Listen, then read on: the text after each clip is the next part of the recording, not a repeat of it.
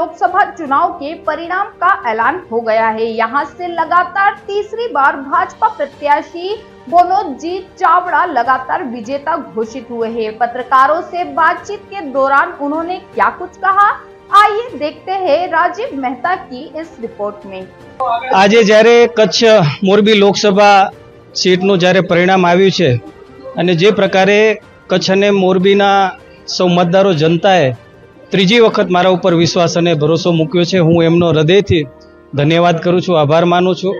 અમારા સૌ કાર્યકર્તાઓએ ખૂબ મહેનત કરી છે અને સતત એમનો પરિશ્રમ જે આજે પરિણામ રૂપ જે બન્યો છે એટલે એમનો પણ હું આભાર માનું છું। દેશના યશસ્વી વડાપ્રધાન શ્રી નરેન્દ્ર મોદી સાહેબની લોકપ્રિયતા અને એમના નેતૃત્વમાં છેલ્લા 10 વર્ષની અંદર કચ્છની અંદર અનેક વિકાસના કાર્યો આપણે કર્યા છે। રાજ્ય સરકારના માધ્યમથી પણ અનેક વિકાસના કાર્યો કચ્છની અંદર થયા છે। અમારા પ્રદેશ અધ્યક્ષ શ્રી CR પાટીલ સાહેબનું પણ સતત માર્ગદર્શન અમારા કાર્યકર્તાઓને મળ્યું છે।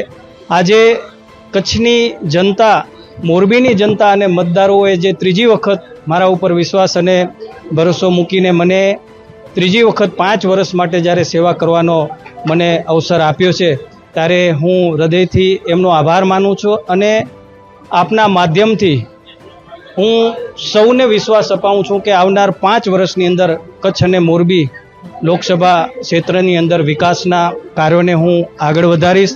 તમારા બધાનો ખૂબ મને સહયોગ 10 વર્ષ મળ્યો છે અને આવનાર 5 વર્ષ પણ તમારો પણ મને સહયોગ મળતો રહે અને આપણે સૌ સાથે મળી કરીને કચ્છ અને મોરબીના વિકાસમાં આપણે બધા સહભાગી બનીએ અને આપ સૌનો હું હૃદયથી ખૂબ ખૂબ ધન્યવાદ અને આભાર માનું છું।